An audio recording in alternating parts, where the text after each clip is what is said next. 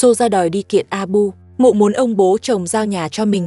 Ông bố chồng bảo Soja cứ học theo bà mẹ chồng đi, rồi cũng thành một người chẳng ai muốn dây vào. Chẳng ai còn thèm quan tâm đến mụ. Abu hỏi Soja, anh đối xử tốt như vậy, cớ gì lại đòi kiện anh? Soja nói Abu đổi lòng rồi, giờ trong tim anh chỉ có vợ cả. Vợ cả muốn ra dạy mụ một trận, nhưng rồi lại dừng lại. Có lẽ vì thương mụ đang mang thai, vợ cả quá hiền, trong khi Soja thì chưa bao giờ nương tay với cô. Soja nhìn lại thân phận của mình trong nhà, phát hiện đã thành người bị ghét nhất. Nếu không tìm lý do hợp lý, thì mụ chẳng thể tiếp tục ở lại. Thế là mụ mang lá chắn ra dùng. Mụ nói mình đòi nhà là có lý do chính đáng. Mụ lấy giấy khám thai trước đây ra, nói mình làm vậy là vì hai đứa song sinh. Mụ không muốn mang song thai sống trong kho. Mụ muốn có nhà trước khi sinh, kẻo bị vợ cả giành mất. Ông bố chồng mềm lòng, ông nói sẽ tự thu xếp. Ông bảo Soja đừng đi nữa, vẫn cứ ở kho tạm, đợi sinh xong, ông sẽ tìm chỗ khác cho mụ. Và bảo mụ đừng bao giờ nghĩ chuyện đuổi vợ cả. Nhà của vợ cả mụ tuyệt đối đừng mơ tới.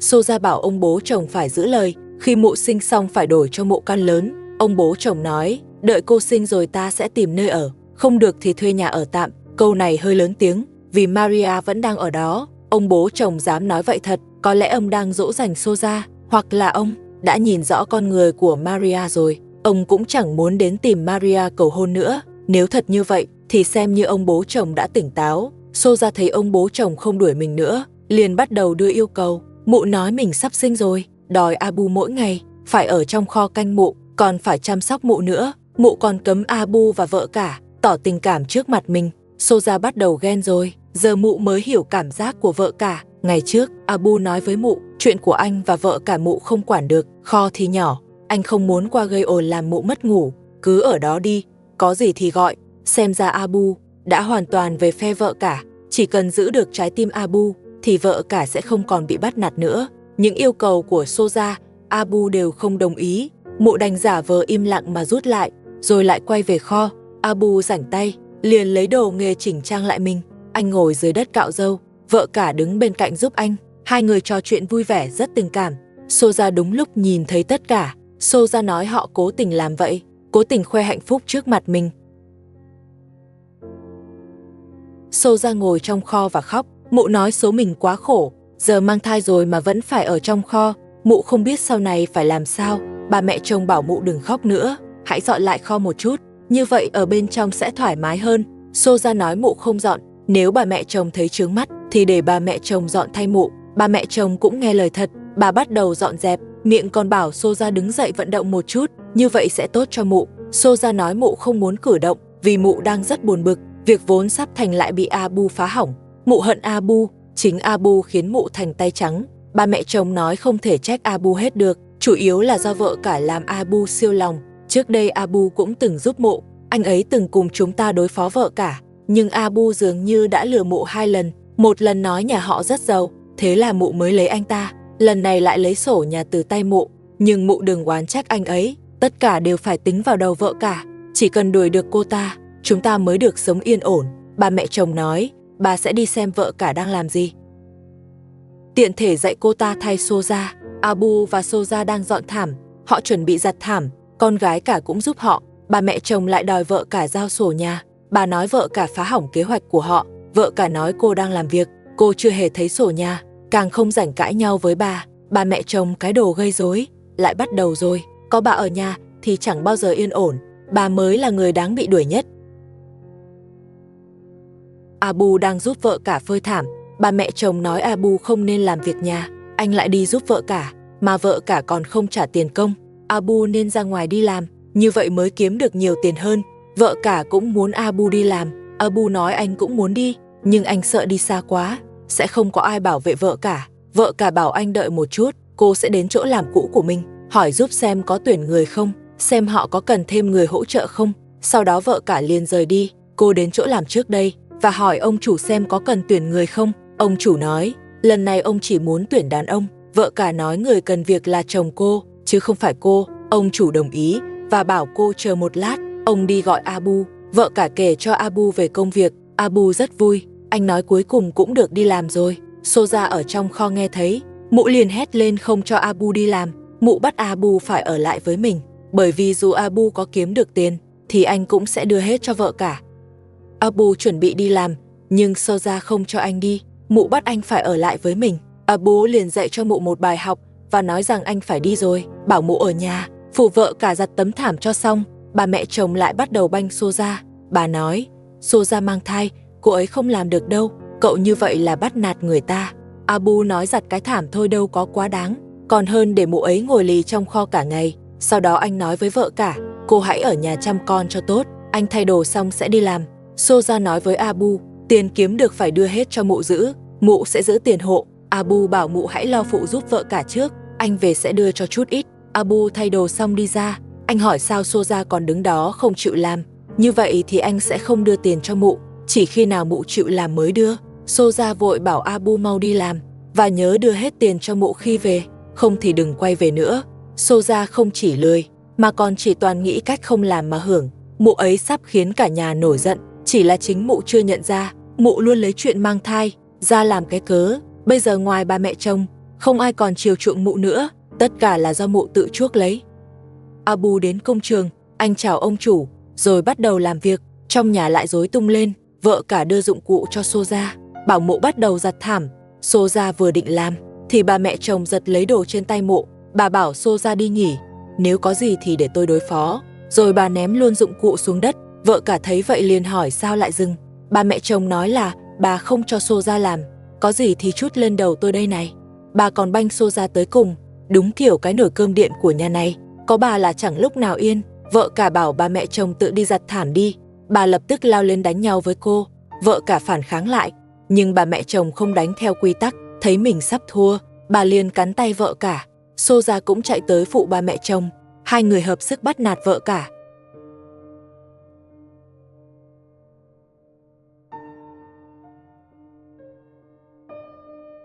Bà mẹ chồng tung liền mấy cú đấm vào vợ cả, rồi ném đồ xuống đất và bỏ chạy.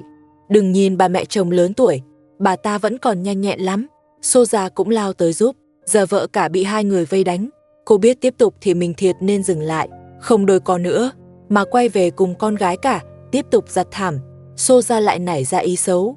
Mụ nói, ông bố chồng không có nhà, để ba mẹ chồng dắt tôi vào lấy lại sổ đỏ đi. Bà mẹ chồng vậy mà đồng ý thật. Hai người chuẩn bị đi lén lấy sổ đỏ. Vợ cả nói với họ, nếu các người dám lấy sổ đỏ lần nữa, tôi báo công an ngay để họ xử lý. Bà mẹ chồng bảo vợ cả bớt lo chuyện bao đồng, ông bố chồng đi rồi, giờ tôi là chủ nhà. Rồi lại cãi nhau ầm ĩ. Vợ cả để giữ sổ đỏ phải liều mình chống lại họ, cô không thể để mất nó. Cuối cùng bà mẹ chồng và Soja không vào nhà được. Soja còn bị đuổi thẳng về kho. Vợ cả và con gái cả tiếp tục giặt thảm. Bà mẹ chồng lại mò tới lần nữa.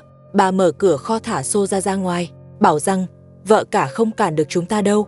Bà dặn Soja nhìn tín hiệu của bà mà hành động, chờ lúc cô ấy sơ hở sẽ lẻn vào lấy sổ đỏ. Vợ cả và con gái cả vẫn chăm chú giặt thảm. Bà mẹ chồng liếc mắt ám hiệu cho Soja, ý bảo cô mau vào nhà, còn bà sẽ tìm cách giữ chân vợ cả. Ông bố chồng không đưa Maria về nhà, đúng là quyết định sai lầm. Chỉ có Maria mới trị nổi bà mẹ chồng. Vợ cả nhìn quanh không thấy Soja đâu. Cô liền hiểu ra, Soja đã lẻn vào nhà rồi. Cô vội chạy tới gọi Soja ra ngoài. Bà mẹ chồng đóng cửa lại. Bà nói, Soja chỉ vào nhà nghỉ ngơi thôi, cô ấy sẽ không làm chuyện xấu đâu. Rồi bà bỏ đi. Vợ cả đứng ngoài gọi Soja mở cửa. Nếu không ra, cô sẽ đập kính hoặc báo công an. Cô nhắc lại lần nữa để răn đe. Nhờ quyết liệt như vậy, cuối cùng Soja đành mở cửa. Mụ cầu nhau bảo vợ cả lo chuyện bao đồng. Mụ chỉ muốn vào nhà nghỉ thôi, đâu có làm chuyện xấu. Vợ cả bảo mụ phải đi ra, nơi mụ thuộc về là cái kho, chỉ kho mới là chỗ ở của mụ ấy. Vợ cả tiếp tục giặt thảm, nhìn cô rất vui vẻ, cô còn hát theo điệu dân ca. Bên cạnh, Soja khó chịu hỏi sao hôm nay cô vui thế, có chuyện gì à? Vợ cả nói, tôi ngày nào cũng vui cả, tôi phải để cho những kẻ gây rắc rối biết, không dễ gì đánh gục tôi đâu. Tinh thần của vợ cả đúng là quá tốt, cô muốn cho bà mẹ chồng và Soja thấy rằng dù họ đối xử tệ thế nào, cô cũng không tức giận. Bên này Abu đang làm việc, anh đã thay đổi rất nhiều. Quan trọng nhất, anh đã hiểu hết lòng vợ cả và muốn ở bên cô ấy lâu dài. Soja sắp sinh rồi. Ông bố chồng đến tìm Maria để đòi lại nhà. Vì Maria không muốn lấy ông, nên ông quyết định đuổi cô đi. Gặp được Maria, ông nói con dâu mình sắp sinh rồi. Giờ họ không còn chỗ để ở. Ông yêu cầu Maria phải dọn đi. Maria nói giờ cô chưa thể đi được vì hợp đồng thuê nhà chưa hết hạn. mà họ cũng chưa có chỗ để sống. Đợi cô tìm được nhà mới sẽ chuyển đi. Ông bố chồng bảo, không được, chuyện nhà cửa đã khiến cả nhà rối tung lên rồi. Hôm nay nhất định phải dọn đi, nếu không thì ông sẽ ở lì đây. Thấy ông cứng rắn, Maria bắt đầu than thở. Cô nói mình dẫn theo 3 đứa nhỏ, không việc làm, chẳng ai thương xót. Cô tưởng gặp được ông tốt bụng để nương nhờ, ai ngờ ông lại muốn đuổi cô đi. Ông bố chồng nói, lúc đầu ta giúp cô, quả thật cô rất đáng thương. Nhưng bây giờ, cô lại để chồng cũ đến ở chung. Tôi còn nghe nói 2 người định tái hôn. Tôi thật sự không thể chứa chấp nữa, cô nên rời khỏi đây đi. Ông còn nói Maria đã lừa ông, khiến ông phí công quan tâm, mang đồ ăn mỗi ngày. Maria đáp, ông tự đa tình, ngày tôi dọn vào, ông có cầu hôn đâu. Giờ tôi từ chối vài lần thì ông trở mặt, ông mới là người nhỏ nhen. Nghe vậy, chồng cũ Maria cũng bước ra.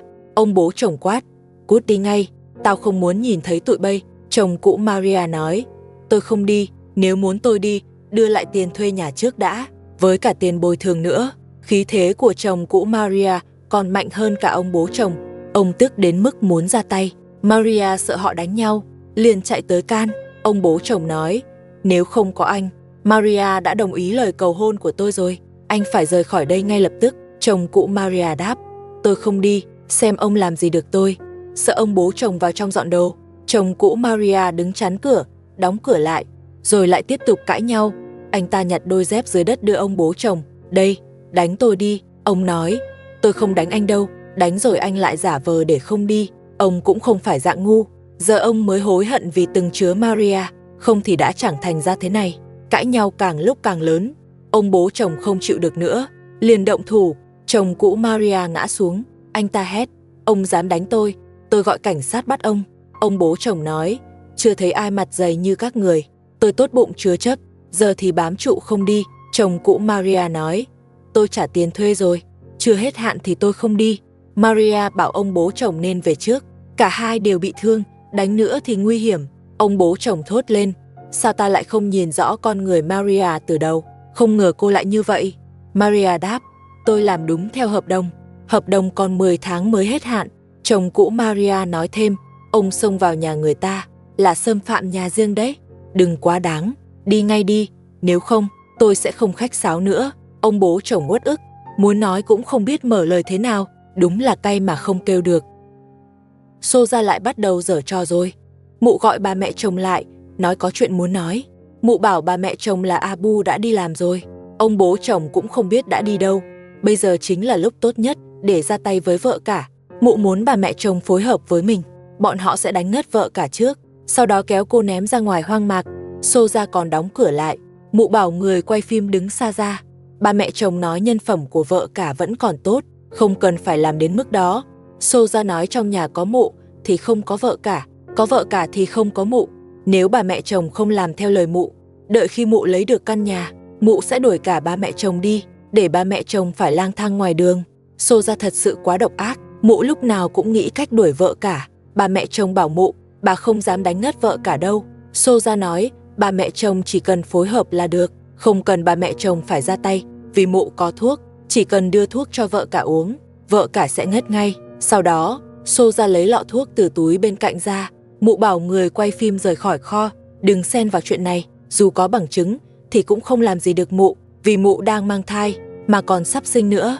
Xô ra gọi bà mẹ chồng, bảo bà đi kéo vợ cả vào kho, bọn họ muốn ra tay ngay trong kho. Bà mẹ chồng nói bà nhát gan, bà không dám làm chuyện đó. Xô ra vẫn liên tục ép buộc bà ta. Mụ bảo bà mẹ chồng phải nghĩ cho cuộc sống tương lai của mình. Xô ra đúng là làm đủ mọi chuyện xấu. Mụ thậm chí chẳng nghĩ cho đứa con trong bụng. Mụ giục bà mẹ chồng nhanh lên, vì mụ không biết ông bố chồng sẽ về lúc nào. Bà mẹ chồng bắt đầu đứng ngoài sân, gọi tên vợ cả, không ngờ vợ cả lại đáp lại. Thì ra vợ cả đang ở vườn rau bên ngoài. Bà mẹ chồng đi thẳng vào vườn rau. Bà hỏi vợ cả đang làm gì. Vợ cả nói, mình đang hái vài quả cà chua để ăn. Bà mẹ chồng bảo vợ cả mau về nhà, nói con gái nhỏ đang quấy. Vợ cả không nghĩ gì nhiều, còn hỏi lại bà có muốn ăn cà chua không. Vợ cả thật sự quá hiền lành, cô hoàn toàn không nghĩ hai người họ đang tính kế mình. Vợ cả định vào nhà xem con gái nhỏ, nhưng bà mẹ chồng bảo vào kho trước, nói bà có chuyện muốn nói. Xô ra thấy vợ cả cầm cà chua trên tay, liền bước tới đòi vợ cả đưa cho mụ ăn. Vợ cả liền đưa cho mụ. Người quay phim lo vợ cả gặp nguy hiểm nên bảo cô mau quay lại chăm con. Xô ra sợ lộ chuyện, liền bảo người quay phim bớt nói. Hình như vợ cả cũng cảm thấy bất an, cô nhất quyết không muốn vào kho. Cô nói mình phải đi xem con gái nhỏ. Hai người vẫn cứ đi theo phía sau. Vợ cả còn đưa ba mẹ chồng ăn cà chua. Ba mẹ chồng không dám ăn, có lẽ bà cảm thấy tội lỗi, không dám đối diện vợ cả. Nhưng Xô ra thì khác. Mụ lại đi tới lấy thêm một quả. Mụ nói với vợ cả rằng mình đã nghĩ thông suốt rồi, muốn làm hòa với vợ cả, muốn vợ cả tha lỗi cho mụ. Mụ bảo sẽ đợi trong nhà để xin lỗi vợ cả. Vợ cả nói cô không chấp nhận lời xin lỗi đó và cũng sẽ không làm hòa với mụ. Ba mẹ chồng kéo vợ cả vào kho, vợ cả không muốn đi. Họ giằng co ngoài sân. Xô ra nhân cơ hội đổ thuốc gây mê lên khăn tay, rồi quan sát xung quanh tìm thời điểm ra tay. Mụ lén đi ra phía sau vợ cả, lấy khăn bịt lên miệng vợ cả. Người quay phim lập tức chạy tới ngăn lại, nhưng đã muộn một bước, vợ cả đã ngất xỉu rồi. Ba mẹ chồng và Xô ra còn cố kiểm tra lại một lần, xác nhận cô thật sự bất tỉnh, họ mới yên tâm. Ba mẹ chồng nói Xô ra quá đáng lắm rồi, sao lại làm cô ấy ngất đi như thế? Bà bảo Xô ra mong nghĩ cách xử lý đi. Xô ra nói với bà mẹ chồng, chuyện này vốn không phải do mình tôi làm, chúng ta làm cùng nhau, vì bà cũng tham gia. Nếu có chuyện gì xảy ra, bà cũng không thoát được. Xô ra đúng là quá độc ác. Mụ đào hố sẵn để bà mẹ chồng rơi vào. Bà mẹ chồng nói, người quay phim có thể làm chứng, bà không hề muốn làm chuyện này, mọi thứ là do Xô ra xúi giục. Xô ra cầm tấm chăn chuẩn bị xử lý vợ cả. Mụ thấy bà mẹ chồng sợ hãi, liền gọi bà qua phụ. Mụ nói, dù bà có làm hay không, bà vẫn là đồng phạm, tốt nhất là nên phối hợp với tôi sẽ nhận hết trách nhiệm. Không thể không nói, Xô ra thật sự nắm rất rõ tâm lý của bà mẹ chồng. Hai người bàn nhau kéo vợ cả ra hoang mạc, nhưng vợ cả nặng quá, cả hai không thể khiêng nổi. Xô ra còn mắng bà mẹ chồng phải cố sức lên, nói bà chỉ biết ăn mà chẳng chịu làm. Xô ra nhìn ra ngoài xem tình hình, thấy bên ngoài có người. Mụ quyết định tạm thời giấu vợ cả lại để đề phòng ông bố chồng bất ngờ về. Xô ra nói trước tiên giấu cô ấy vào máy cắt cỏ, nhưng nghĩ lại thì không nhét vào nổi. Mụ liền đổi ý, bảo mang vào kho. Người quay phim bảo họ đừng làm quá, vợ cả đã bị làm ngất, như vậy là đủ rồi, không nên tiếp tục làm chuyện ngu ngốc nữa. Nhưng Xô ra không nghe, người quay phim muốn vào cản mụ, bắt mụ dừng lại. Xô ra nói mình làm vậy là vì đứa con trong bụng. Người quay phim nói, cô sẽ bị trừng phạt đấy. Xô ra nói mụ không sợ, mụ chấp nhận bị trừng phạt. Sau đó mụ hét bà mẹ chồng dùng sức, kéo vợ cả vào bên trong thật nhanh. Vợ cả quá nặng, Xô ra còn đá cô một cái. Bà mẹ chồng lại thấy thương hại, bà bảo Xô ra đừng làm quá như vậy. Bà mẹ chồng cũng cảm thấy Xô ra đi quá giới hạn rồi, nhưng bản thân bà cũng đã dính vào, dù có ngừng tay cũng không thoát được nữa. Hai người phải dùng rất nhiều sức mới kéo được vợ cả vào trong kho. Họ lại tiếp tục bàn xem giấu vợ cả ở đâu. Người quay phim lại muốn ngăn cản, Xô ra lại bảo người quay phim đứng yên, không cho ai xem vào cả. Xô ra kéo vợ cả đến phía sau cánh cửa, rồi dùng đồ đạc che lại. Vợ cả chỉ là ngất thôi, có lẽ sẽ tỉnh lại rất nhanh, thế nên người quay phim không ngăn nữa, dù sao chứng cứ cũng đã có. Sau khi giấu vợ cả xong, Xô ra đi ra ngoài, rồi khóa cửa từ bên ngoài lại. Sau đó mụ đến chỗ bà mẹ chồng, tiếp tục bàn bạc kế hoạch với bà. Xô ra đã làm vợ cả ngất, rồi cùng bà mẹ chồng giấu cô ấy vào trong kho, thuận tay mụ còn đóng cửa lại. Người quay phim bảo mụ đừng làm vậy. Xô ra bảo người quay phim đừng xen vào, dù sao thì mụ cũng đang mang thai, không ai dám bắt mụ đi đạp máy may. Sau đó Xô ra đi đến bên cạnh bà mẹ chồng. Mụ bảo bà mẹ chồng đừng sợ, vợ cả chỉ là ngất thôi, chắc sẽ không có vấn đề gì, cứ nghỉ ngơi một chút, rồi nghĩ cách kéo cô ấy ra hoang mạc. Bây giờ căn nhà lớn đã thuộc về mụ rồi. Mụ lại bảo bà mẹ chồng yên tâm, Xô ra sẽ không đuổi bà ra khỏi nhà. Sau đó họ đi vào nhà lớn, cô con gái nhỏ còn đang nằm dưới đất. Bà mẹ chồng hỏi, thế con bé phải làm sao? Xô ra nói con bé mụ muốn giữ lại, vì để tích đức cho con trong bụng mình, không thể đuổi tất cả mọi người đi. Bà mẹ chồng nói, nếu con bé đói thì sao? Xô ra trả lời, nếu nó đói thì bà pha sữa cho nó uống, tôi không có thời gian chăm nó đâu, mấy chuyện này đều do bà làm, vì bà là bà nội của nó. Xô ra đưa bình sữa cho bà mẹ chồng, còn mụ thì vào bếp rót một cốc trà, ngồi xuống đất nghỉ ngơi. Mụ lại nói với bà mẹ chồng rằng mình đói rồi, bảo bà mẹ chồng đi nấu cơm cho mụ ăn. Bà mẹ chồng nói bà cũng mệt, cần nghỉ ngơi. Xô ra bảo mụ không quan tâm, bắt bà mẹ chồng mau đi nấu cơm. Bà mẹ chồng đã trở thành tay sai nhỏ của Xô ra, không biết bà có hối hận không nữa. Không lâu sau thì ông bố chồng quay về từ nhà Maria. Ông thấy Xô ra đang trong nhà lớn, liền hỏi ai cho mụ vào đây, rồi hỏi vợ cả đâu rồi. Xô ra nói đây là nhà của mụ, tại sao mụ không được ở đây? Ông bố chồng đi vào trong nhà, vừa đi vừa gọi tên vợ cả. Xô ra bảo ông đừng gọi nữa, mụ nói vợ cả không có ở nhà. Cô ấy vừa vội vã rời đi. hình như nói là về nhà mẹ đẻ. Tôi cũng không dám hỏi nhiều, sợ cô ấy đánh tôi. Soja đúng là kẻ xấu, mà lại thích vu oan trước. Thấy ông bố chồng còn đang hỏi tiếp, Soja liền đổi chủ đề thật nhanh. Mụ dọn vài thứ dưới đất, rồi bảo ông bố chồng ngồi xuống nghỉ. Ba mẹ chồng thì vừa nấu cơm xong. Ông bố chồng bảo mụ rời khỏi nhà, quay lại kho của mình mà ở. Đây không phải chỗ mụ được phép ở. Soja nói vợ cả đi rồi, còn cố ý để mụ ở đây để trông con gái nhỏ. Rồi mụ bế đứa nhỏ vào lòng. Ba mẹ chồng nấu cơm xong, ông bố chồng tháo vớ ra. Ông nói vợ cả không ở đây, thì Soja đem vớ đi giặt. Soja nói mụ phải trông con, để ba mẹ chồng đi giặt. Ba mẹ chồng nói bà không rảnh, bà còn đang ăn. Hai người cứ cãi qua cãi lại như thế. Ông bố chồng hỏi rốt cuộc có giặt hay không. Soja đành đồng ý giặt cho ông. Ông bố chồng lại bảo Soja rót nước. Soja đem nước đến. Ông uống xong liền đi nghỉ. Ba mẹ chồng cũng nói bà muốn uống. Soja cũng rót cho bà một ly. Rồi mụ nhặt đôi vớ của ông bố chồng lên, quăng sang cho bà mẹ chồng. Bà mẹ chồng bảo bà sẽ không giặt. Trước giờ toàn vợ cả làm. Giờ vợ cả không có ở đây thì Soja phải làm. Rồi bà lại ném đôi vớ về cho Soja. Bà sẽ nói hết chuyện con mụ làm vợ cả bị hại. Soja đành cầm vớ đi giặt. Đến giờ vợ cả vẫn chưa xuất hiện. Ông bố chồng tiếp tục hỏi Soja, rốt cuộc vợ cả đã đi đâu. Soja nói lúc rời đi vợ cả có cầm theo một tờ giấy. Không biết là giấy gì, có thể là giấy tờ nhà của ông. Có lẽ cô ta đi đổi tên chủ sở hữu rồi. Ông bố chồng nói không thể nào, ông đã đồng ý cho vợ cả căn nhà đó. Cô ấy sẽ không làm chuyện dại dột vậy. Soja bảo ông đi hỏi ba mẹ chồng. Ba mẹ chồng có thể làm chứng. Ba mẹ chồng nói đúng thế. Vợ cả lúc đi còn rất tức giận. Cô ấy còn cãi nhau với họ, rồi vào nhà lấy một tờ giấy và bỏ đi. Cô ấy còn nói đợi lấy được nhà, sẽ đuổi cả họ lẫn ông ra ngoài. Cô ấy mới là chủ thực sự của căn nhà. Ông bố chồng nói không thể nào, vợ cả không bao giờ làm vậy. Là họ cố tình vu oan cho vợ cả. Soja nói, nếu vợ cả tốt như ông nghĩ, thì cô ta đã không bỏ con nhỏ ở nhà không chăm. Mụ lại nói chính mụ mới là người tốt bụng nhất. Vợ cả không lo cho con, mụ sẽ giúp chăm sóc, để ông yên tâm hơn. Mụ sẽ đối xử với ông còn tốt hơn vợ cả. Ông bố chồng bảo Soja chờ đó, ông sẽ đi kiểm tra giấy tờ nhà, xem còn hay không thì biết ngay. Rồi ông đứng dậy bước vào trong nhà. Bà mẹ chồng hỏi Soja phải làm gì bây giờ. Soja bảo đừng hoảng, mụ đi ra ngoài xem vợ cả thế nào rồi. Còn bà mẹ chồng thì ở lại, đối phó với ông bố chồng.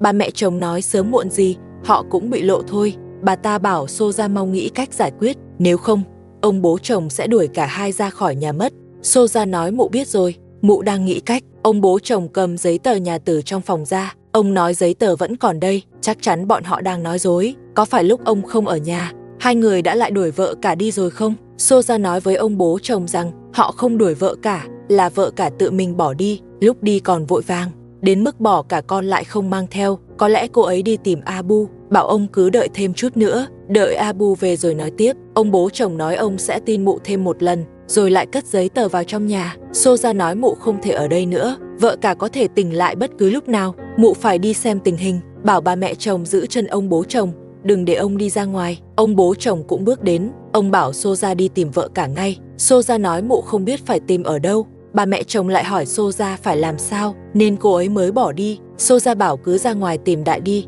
tìm qua loa, rồi quay về báo với ông bố chồng. Còn mụ thì đi vào kho xem vợ cả thế nào, xem cô ấy có tỉnh chưa. Phòng khi cô tỉnh bất ngờ, mụ định cho vợ cả uống thêm thuốc, để cô ấy ngủ thêm một lúc nữa. Soja thật sự quá độc ác. Đúng lúc mụ định cho vợ cả uống thuốc thêm, ông bố chồng gọi lớn, bảo Soja vào nhà gặp ông. Soja bắt đầu thấy hoảng, chẳng lẽ ông bố chồng đã phát hiện chuyện gì rồi? Mụ đứng ngoài hỏi, có chuyện gì vậy? Ông bố chồng nói ông phải uống thuốc rồi, bảo Soja rót nước và lấy thuốc cho ông. Soja nói biết rồi, bảo ông chờ một lát.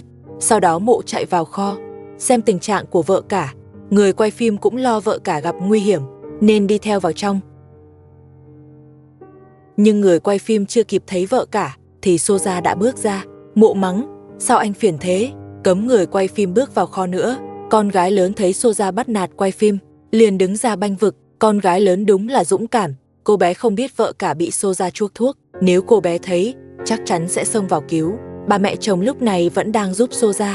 Bà ta đe con gái lớn rằng làm Soja khó chịu thì bà ta sẽ đánh cô. Nhưng con gái lớn chẳng thèm nghe, bé tiếp tục ném giày vào Soja.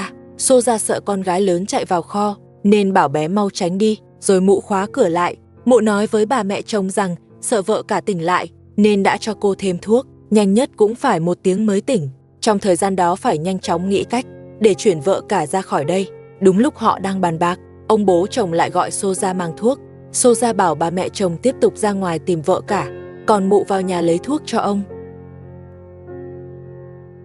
Ông bố chồng nhận thuốc xong, lại bảo Xô ra mau đi tìm vợ cả tiếp. Xô ra nói bà mẹ chồng đã đi rồi, còn mụ không thể đi, mụ phải ở lại trông con nhỏ, rồi mụ lấy đồ chơi dỗ bé con. Xô ra thật quá gian xảo, bà mẹ chồng bị mụ dắt mũi xoay vòng, thấy ông bố chồng không đuổi mình nữa, Xô ra liền than mệt, bảo phải ăn thứ gì đó lấy sức, rồi mụ vào bếp, lấy trái cây trong tủ lạnh. Không cần biết ai cho hay không, mụ ăn luôn, không chút ngại ngùng. Ông bố chồng bảo mụ ăn xong đi tìm ngay, ông sẽ ở lại trông bé. Xô ra lại bảo ông đi tìm, nói mình mang thai, không đi xa được. Thực chất mụ chỉ muốn đẩy ông đi chỗ khác, để tìm cách chuyển vợ cả. Ông bố chồng nói chân ông đau, không đi được, bảo Xô ra tự đi. Hai người cứ đùn đẩy qua lại. Lúc này bà mẹ chồng trở về, ông bố chồng hỏi có tìm thấy không. Bà mẹ chồng nói đã tìm khắp quanh đây rồi, nhưng không thấy vợ cả, chắc là cô ấy bỏ rơi mọi người, một mình đi làm rồi. Ông bố chồng nói vợ cả rất tốt, không thể bỏ đi không lời nào như vậy. Chắc chắn hai người đã làm gì cô ấy. Cả Xô ra lẫn bà mẹ chồng đều chối. Hai người đúng là giống nhau. Thấy đồ ăn là không cưỡng nổi. Bà mẹ chồng từ lúc bước vào đã ăn liên tục. Đúng lúc đó Abu trở về. Anh hỏi, tại sao lại để Xô ra vào nhà lớn? Ông bố chồng nói vợ cả mất tích rồi, Xô ra ở đây để trông con nhỏ. Abu bảo Xô ra phải rời đi. Anh nói chắc chắn Xô ra đứng sau mọi chuyện, chính mụ đã đuổi vợ cả đi. Xô ra nói mụ không làm gì hết, giờ mụ làm việc tốt cũng bị nghi ngờ.